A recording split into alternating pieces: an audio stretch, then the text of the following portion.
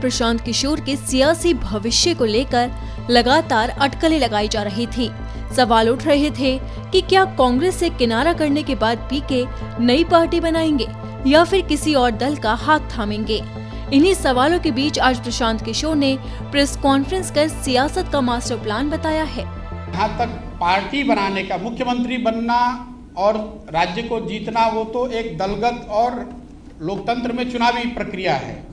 मैंने कहा कि अगर हम लोग पार्टी बनाने की तरफ बढ़ते भी हैं तो वो प्रशांत किशोर की पार्टी नहीं होगी। उसमें जो लोग साथ में आकर पार्टी बना रहे होंगे, एक ईंट उनकी होगी, एक ईंट मेरी भी होगी। मैं ये नहीं कह सकता हूँ कि वो मेरी पार्टी है, मैं उसका चेहरा हूँ, मैं उसका अध्यक्ष हो जाऊँगा और मैं ही उस पार्टी का सर्वे सर्वा हो जाऊँगा।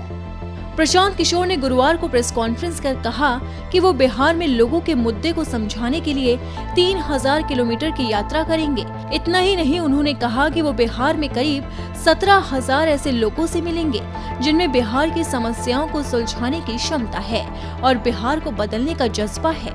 बिहार में सामाजिक राजनीतिक जीवन से जुड़े हुए 20,000 के आसपास 17-18,000 लोग, समझिए कि एक महीने के बाद ये 20,000 हो सकता है।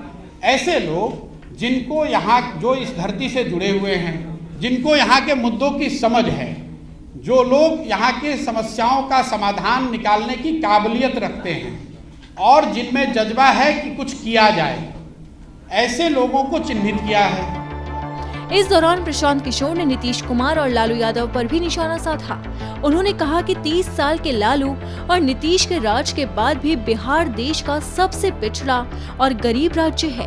विकास के कई मानकों पर बिहार आज भी देश के सबसे निचले पायदान पर है। बिहार अगर आने वाले समय में अग्रणी राज्यों की सूची में आना चाहता है तो इसके लिए नई सोच और नए प्रयास की जरूरत है। बिहार आज 30 वर्ष के लालू जी और नीतीश जी के राज के बाद देश का सबसे पिछड़ा और देश का सबसे गरीब राज्य है। इस सच्चाई को कोई झुठला नहीं सकता है। विकास के ज्यादातर मानकों पर बिहार आज भी देश के सभी राज्यों में सबसे निचले पायदान पर है। पीके ने जहां सियासी भविष्य को लेकर घोषणा की तो वहीं दूसरी तरफ नीतीश से लेकर लालू यादव पर भी निशाना साधा। अब देखना होगा कि उनके ऐलान के बाद बिहार की सियासत क्या मोड़ लेती है।